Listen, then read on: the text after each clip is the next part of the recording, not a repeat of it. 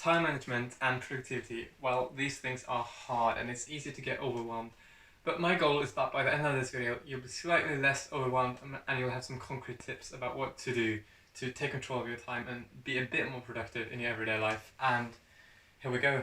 Here are my 9 best tips.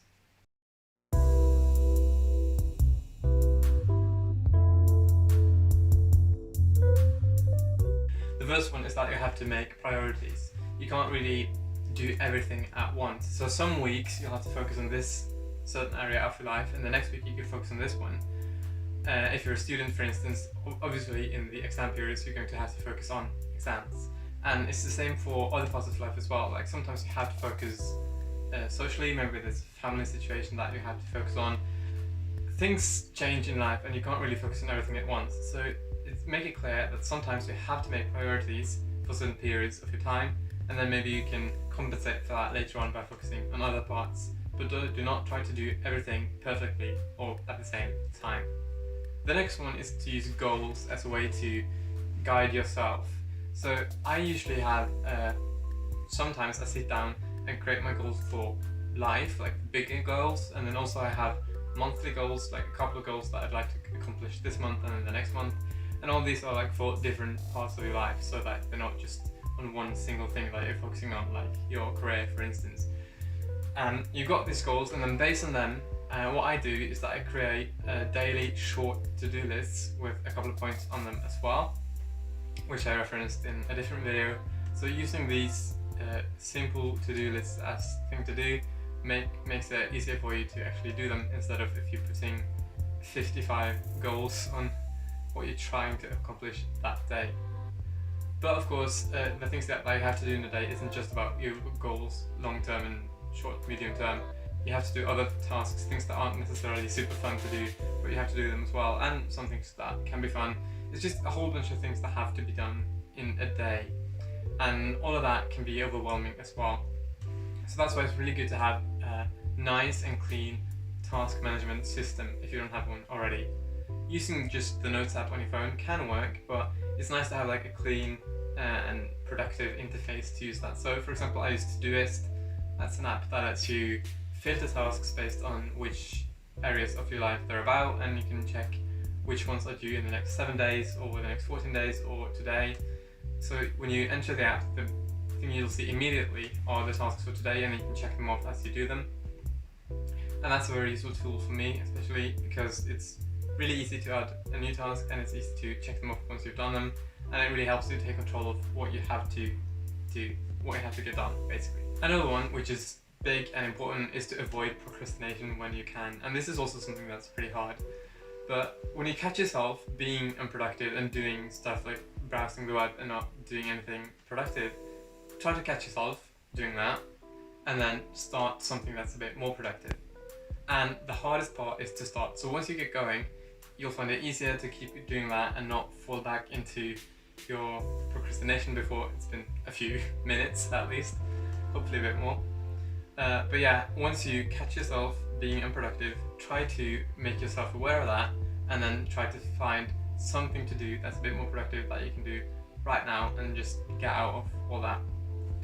And it's hard, it's easier said than done, but if you make it a habit to, when you're not supposed to be relaxing, because that's a different thing altogether, and you should of course take some time to relax or get back on that. Once you're supposed to do some kind of work and then you slack and start being unproductive, catch yourself and start something.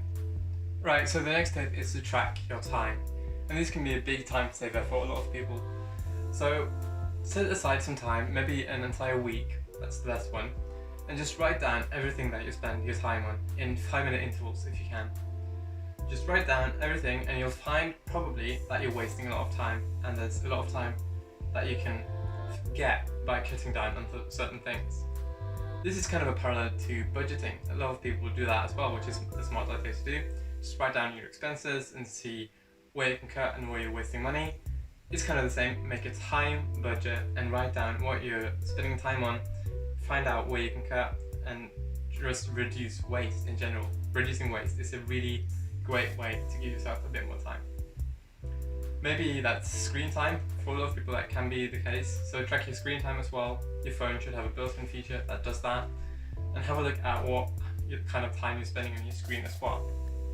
Of course, some of that is productive and needed, but a lot of it is probably going to be wasted time, or time that's not as useful as it could have been spent on other things. And once you have that sheet of everything that you've spent time on by writing it down, literally writing it down throughout the week, then you are a bit more wise as to what kind of time you're spending and how you can reduce waste. Another tip is to use hidden time, which is a concept that I've referenced in another video, and it's all about using time that you didn't expect to have, or that isn't really free time to do something that you want or have to do. So say you went to a meeting and that meeting ended a bit before you expected it to, or the same with a lecture or a class or anything else really. Or maybe you're commuting and driving somewhere or on public transport. This is time that you don't really consider as time you're spending on productive activities, but it can be. So say a meeting ended a bit before expected. Many people will just put up their phone then and just spend time doing that, or taking it as free time, which of course can be useful sometimes as well. But what you can do is to try to use that time for something productive. Generally, that can be time that you can use to do admin tasks like paying bills, which is something that you have to do anyway, but you often make the time to sit down and do it. But if you have some extra hidden time that you didn't expect to have, then just go ahead and use that on that thing. And same if you're driving somewhere, you can't really pay your bills while driving, but you can put on a podcast, or maybe you can practice your Spanish. So using this kind of time and being conscious of it is a great way to be a bit more productive as well. It's also important to remember to reward yourself after you've done something that you had to do. So doing something that you like and that you want to do, like playing a video game or going outside with a couple of friends, or just going for a walk, calling a friend, doing something like that you want to do, maybe watching an episode of your favorite TV show, that will reinforce the behavior you just did. So if you teach yourself, you teach your brain that by doing this assignment and doing this homework, I will get to do this fun thing afterwards. And the next time you'll have to do that assignment, and the next time you're doing homework, it will be easier because you know that you'll get something nice afterwards. And that can help with reducing the procrastination you do beforehand as well, because that's a big time waster right there. If you know that you're going to get something nice, you just get going right away, which is another great tip, just to get going right away. And once you started, you're in the flow, and after you've done it, you get that reward. The ninth and final tip is to remember that humans aren't made to be productive 24/7, and it's impossible to be. Of course, some people are special and can be productive for many, many hours per day and per week, but to most people we need quite a bit of breaks, and we need to do other things than productive things throughout the day. I read an article from Inc., I think, not too long ago, and it was about how humans thousands of years ago used to work a lot less than people do now, and that kind of makes us realize that our brain, which really hasn't changed much in the last thousands of years, isn't also really made to be productive and working all the time. So once you realize that, it can be easier to go easy on yourself, not be so hard on yourself when you aren't able to be as productive as people might seem on social media and YouTube and channels like this one.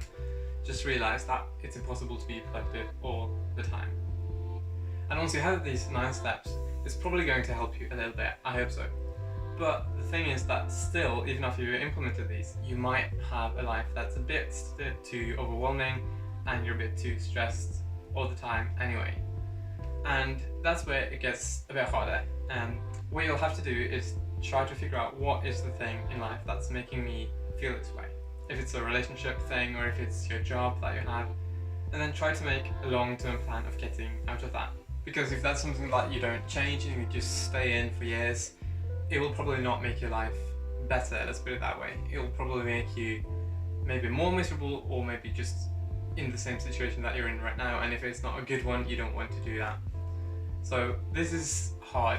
Most people can't really quit the job on the day and just find some kind of income magically, even though it might appear like that sometimes online.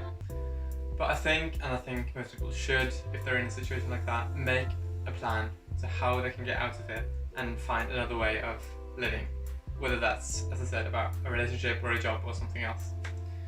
So if you're implementing these 9 tips and it's helping a bit but it's not helping enough, try to make a plan like that and identify the problem and see if that's something that can help improve your life. But anyway, those were my top 9 tips. I hope they helped you at least a little bit, and I'll see you in the next one.